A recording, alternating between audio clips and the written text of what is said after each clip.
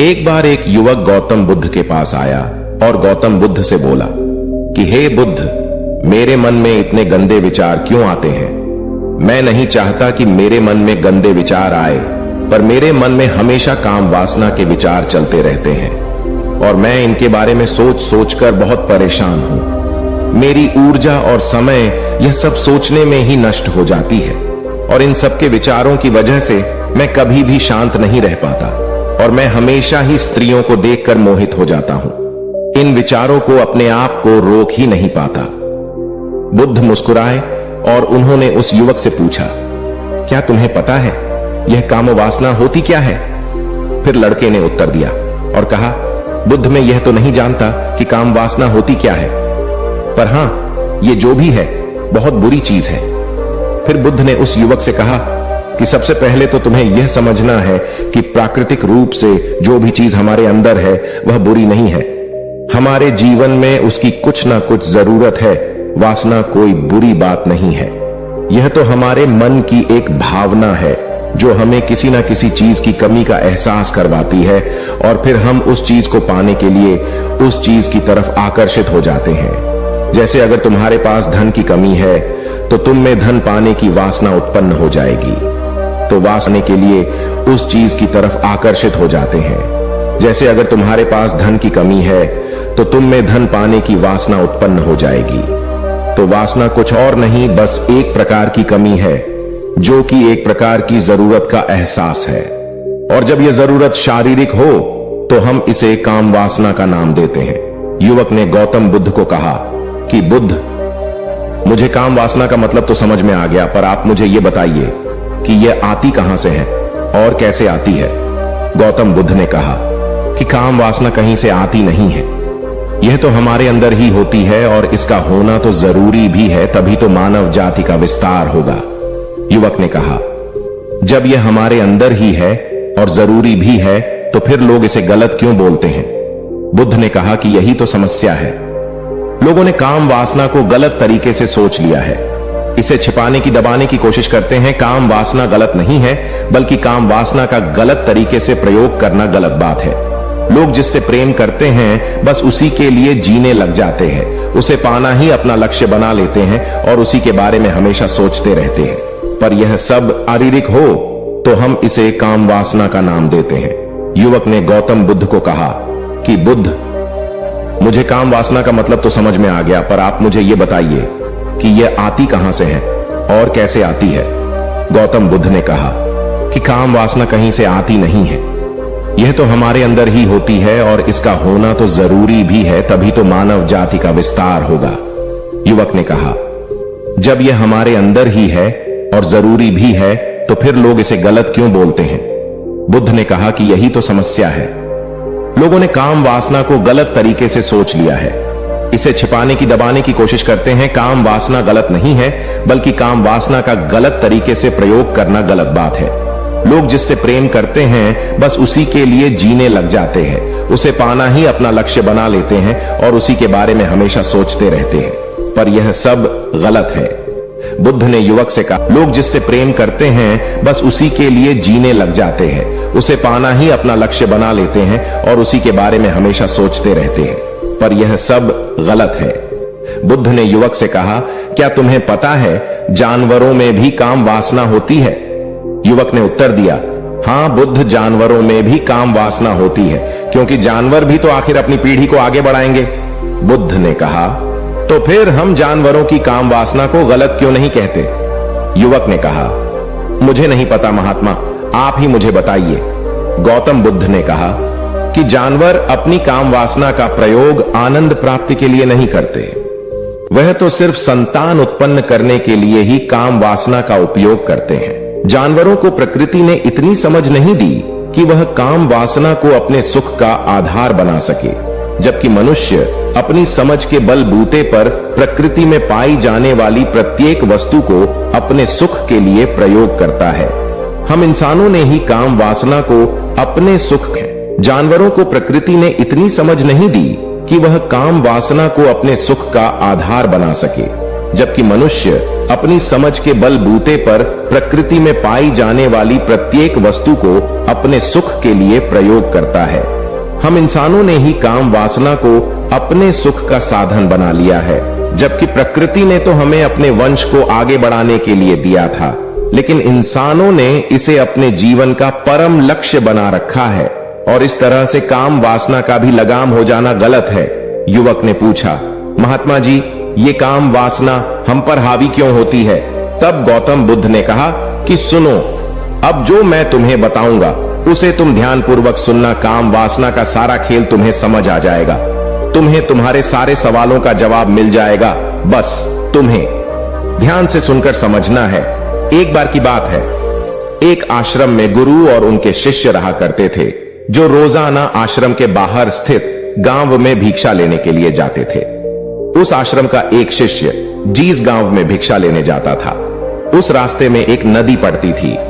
एक दिन उसने देखा कि एक लड़का पेड़ के पीछे छिपा समझ आ जाएगा। तुम्हें तुम्हारे सारे सवालों का जवाब मिल जाएगा। बस तुम्हें ध्यान से सुनकर समझना है।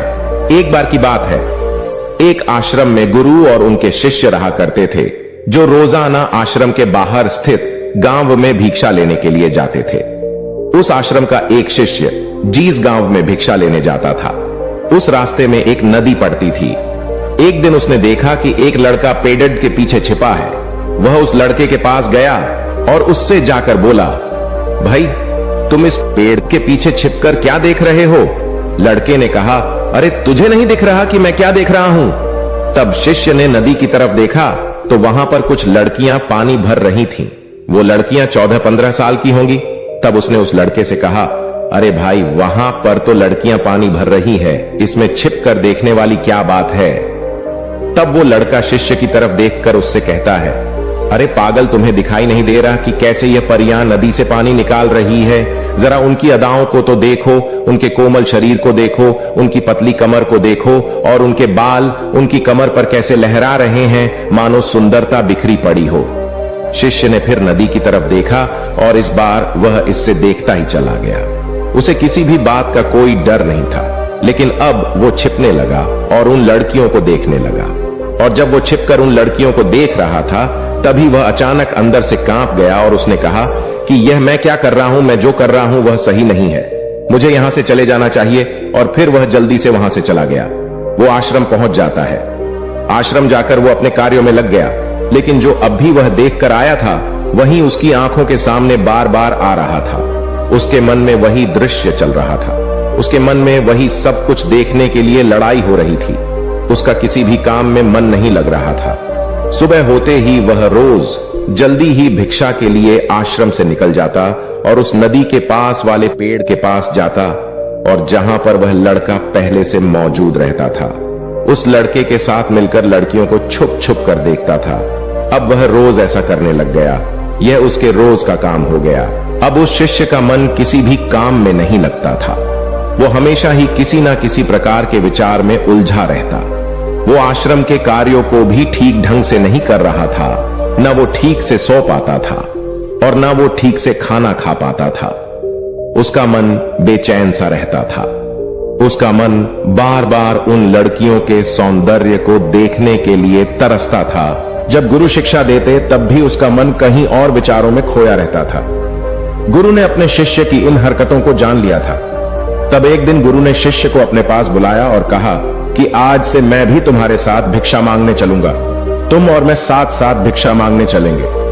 तभी शिष्य गुरु को मना करते हुए बोला, नहीं गुरुदेव, आप परेशान क्यों हो रहे हो? मैं अकेला ही ठीक से भिक्षा मांग सकता हूं। गुरु ने शिष्य से कहा कि ठीक है, तुम अकेले ही भिक्षा मांगने जाओ। शिष्य तुरंत वहां से भिक्षा मांगने के लिए निकल गया। उसके जाने के बाद गुरु भी आश्रम से निकल गए और शिष्य का पीछा करने लगे कि वो कहा जाता है, किससे मिलता है। यह सब देखने के लिए उसके पीछे पीछे चलने लगे। थोड़ी दूर जाने के बाद गुरु ने देखा कि उनका शिष्य एक लड़के के साथ एक पेड़ के पीछे अपराधी की तरह छिपा हुआ है और छिपकर कुछ देख रहा था। गुरु भी अपने शिष्य के पीछे जाकर खड़े हो गए कि आखिर उनका शिष्य क्या देख रहा है, जिसे देखने के लिए वो पेड़ के पीछे अपराधियों की तरह छिपा पड़ा है। गुरु ने देखा कि उनका शिष्य पेड़ के पीछे छुपकर लड़कियों को देख रहा था जो कि नदी से पानी भर रही थी। तभी गुरु ने शिष्य को कहा कि तुम क्या देख रहे हो। अपने गुरु की आवाज सुनकर वह शिष्य घबरा गया और उसके पसीने छूटने लगे। वह थर थर कांपने लगा, जैसे किसी चोर को चोरी करते समय रंगे हाथों पकड़ लिया हो। उसकी हालत खराब हो गई। वो कुछ भी नहीं बोल रहा था। उसके मुंह से कुछ टूटे फूटे शब्द भी बाहर निकल रहे थे। वो अपने गुरु से नजर भी नहीं मिला पा रहा था। गुरु ने शिष्य की तरफ देखा और कहा कि मेरा शिष्य तो निडर था, उसे तो किसी भी चीज का डर नहीं था, लेकिन यह क्या तुम तो डर के मारे कांप रहे हो। शिष्य ने गुरु से कहा कि मुझे माफ कर दो गुरुदेव, मेरा इसमें कोई दोष नहीं है। उस लड़के ने मुझे बहका दिया था, लेकिन आपसे मैं वादा करता हूं कि आज के बाद मैं ऐसा कभी दोबारा नहीं करूंगा। मुझे माफ कर दो गुरुदेव। गुरु ने शिष्य से कहा कि कोई बात नहीं, पर इस बात का तुम ध्यान रखना कि हम जैसी संगति करते हैं वैसा ही फल हमें प्राप्त होता है। उसके विचार हमारे अंदर प्रवेश करते हैं, इसीलिए अच्छी संगति करो जिससे तुम्हारे अंदर अच्छे विचारों का प्रवेश हो।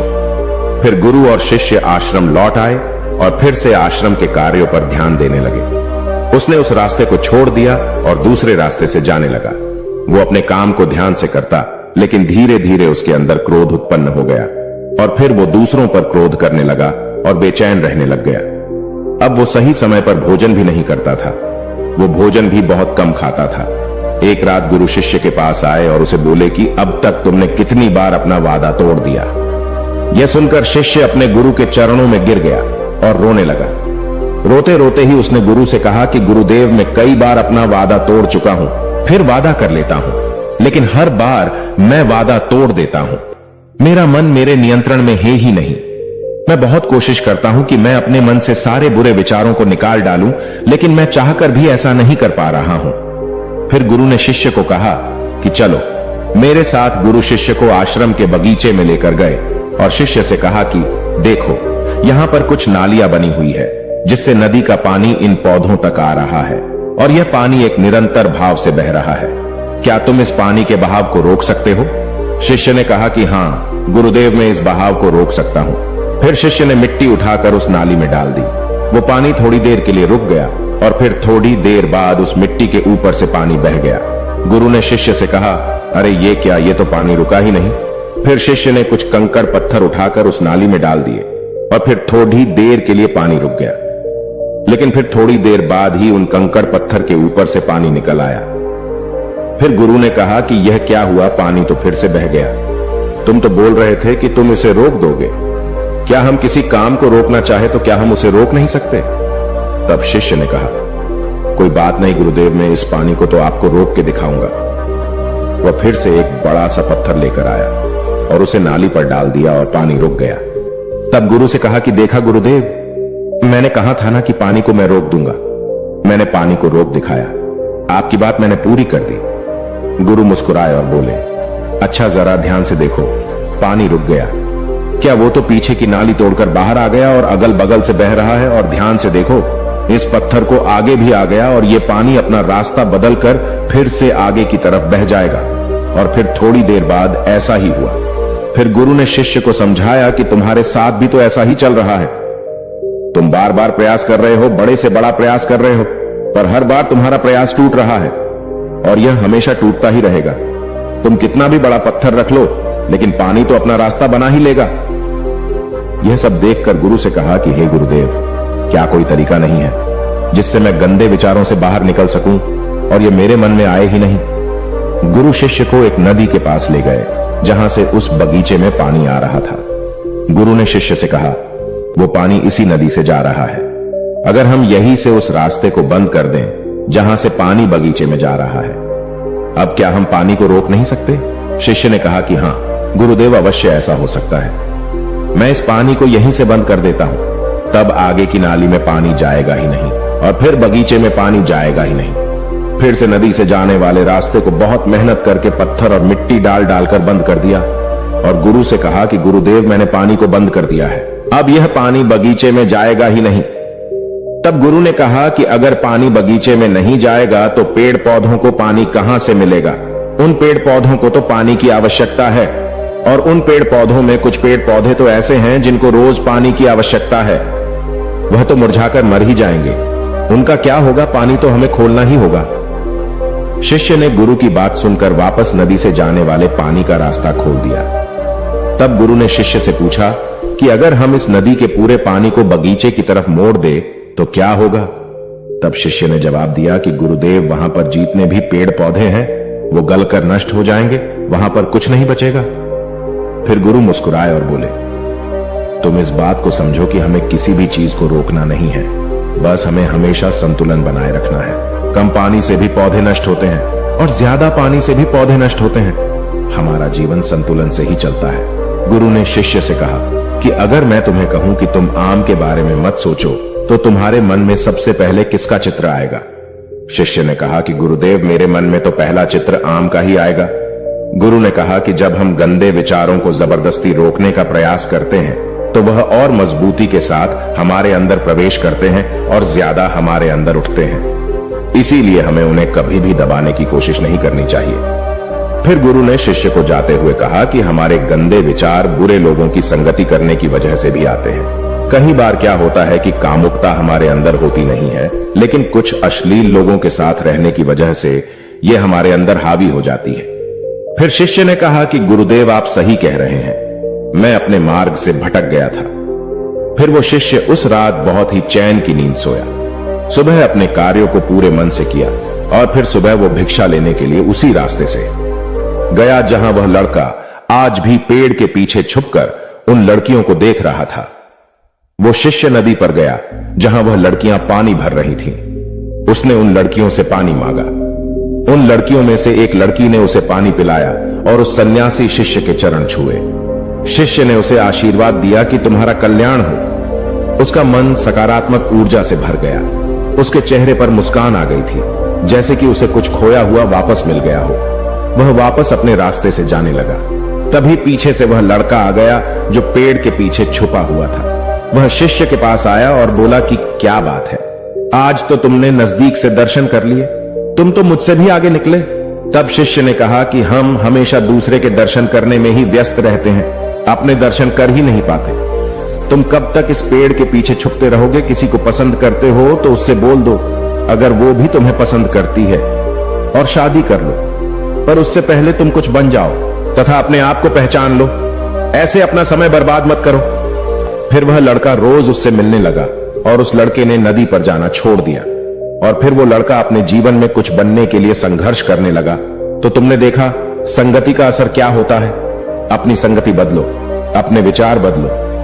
बुद्ध ने युवक से पूछा कि क्या तुम्हें तुम्हारे सारे सवालों का जवाब मिल गया? तब युवक ने कहा कि हां महात्मा जी, आपका बहुत बहुत धन्यवाद।